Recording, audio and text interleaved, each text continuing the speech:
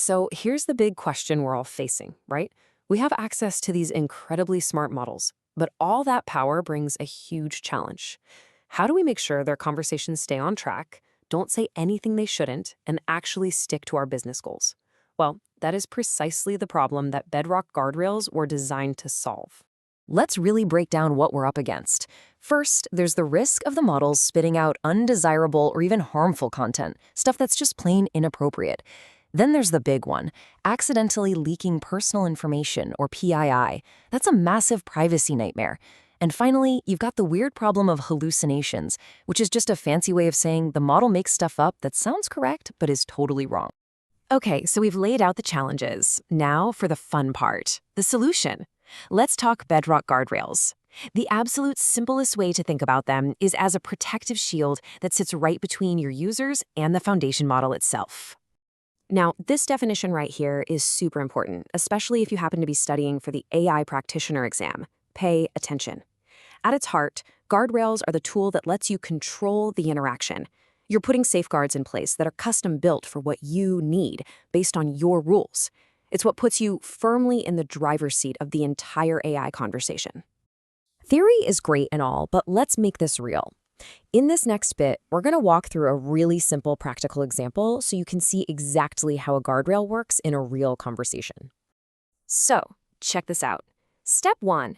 A user asks a totally harmless question like, "Hey, suggest me something to cook tonight." But this is where the magic happens.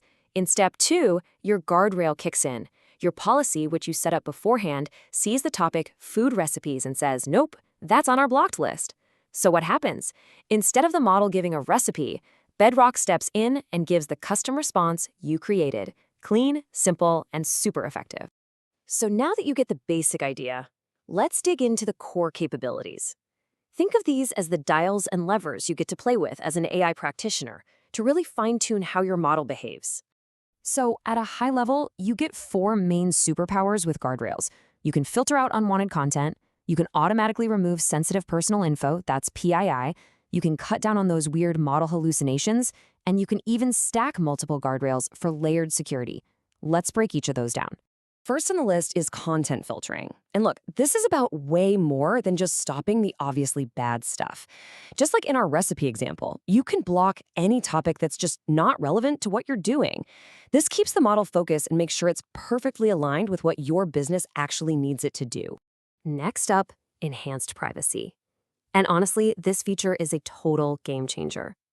Guardrails can automatically find and scrub PII. We're talking names, email addresses, phone numbers from both the user's input and the model's response. This is just fundamental for protecting your users and building an AI you can actually trust. And then we have to tackle those pesky hallucinations. You definitely don't want your AI just inventing answers that sound good but are totally made up. Guardrails help ground the model's responses in reality, making them much more reliable and cutting down the risk of it dishing out bad information. Okay, here's a really critical point for any real-world app. Guardrails are not a set-it-and-forget-it tool. So let's take a look at how you actually monitor and improve your safeguards over time to make sure they stay effective. And this is where the real operational power comes into play. You can create totally different guardrails for different apps, or even different groups of users. You can layer them on top of each other for extra security, but most importantly, you can monitor and analyze the inputs that actually violate your policies. That feedback loop is pure gold. It's how you refine your rules and make them smarter over time.